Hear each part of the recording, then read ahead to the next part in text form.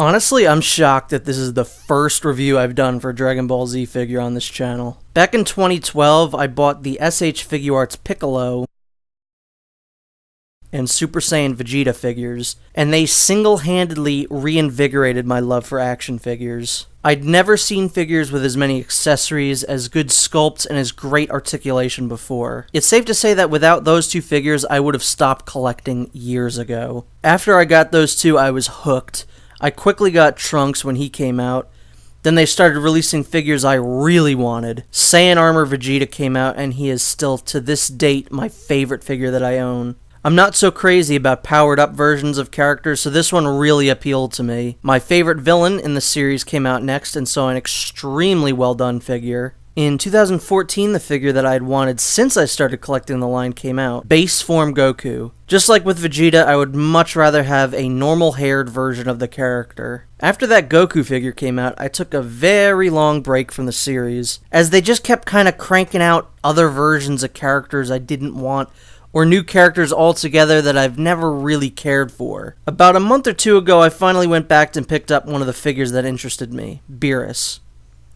Beerus is a very solid figure in both sculpt and paint, so my interest in the series was pretty high once more. All that was just to get to this point.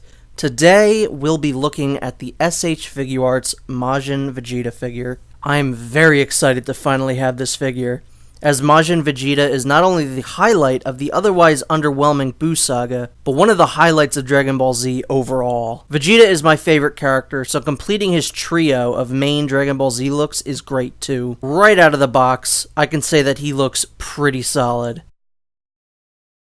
Visually, he looks similar to the Super Saiyan version, as the outfit is pretty much the same minus the armor and sleeves. There are a few differences in the costumes, and since I didn't bother picking up the remake of that figure, these parts are probably all new to me.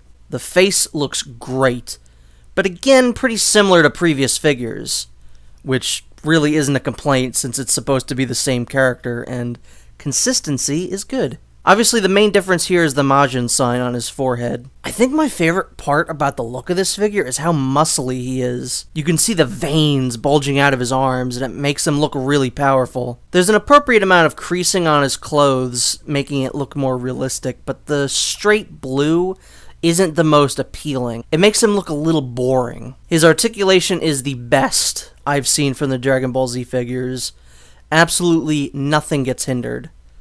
It seems like any pose you want to get him into, you should be able to pull it off no problem. The joints feel a lot smoother than the older figures, almost like Figma joints, which I actually do prefer. So this first accessory he comes with is this Final Impact hand. He only comes with one of these, which is strange because all the other hands he comes with, he gets doubles of for each hand. Next up are these clawed hands, which look really expressive and can be used to recreate specific Majin moments. Last but not least are these open-palmed hands, which can be used to recreate Vegeta's famous catchphrase, "Talk to the hand, 'cause the face ain't listening!" Vegeta comes with a series of alternate faceplates as well. This is his default face. Believe it or not, this is an alternate face, even though it looks exactly like the default. Not sure what that's about. Here we have this great smirking face. This maniacally laughing face is my favorite of the bunch for sure. The last one we have here is this more serious looking one. For a size comparison, here he is next to SH Figuarts Padme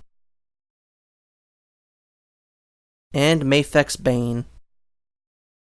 Majin Vegeta is a very good, if not a little plain-looking figure. He comes with a fine number of accessories that can be used to recreate specific poses from the show, and has really smooth articulation. I would absolutely recommend this to any Dragon Ball Z fan or someone like me who fell off the Dragon Ball Z Figuarts line. This would be a great jumping on point. My biggest complaint is that he doesn't come with a Kid Trunks accessory.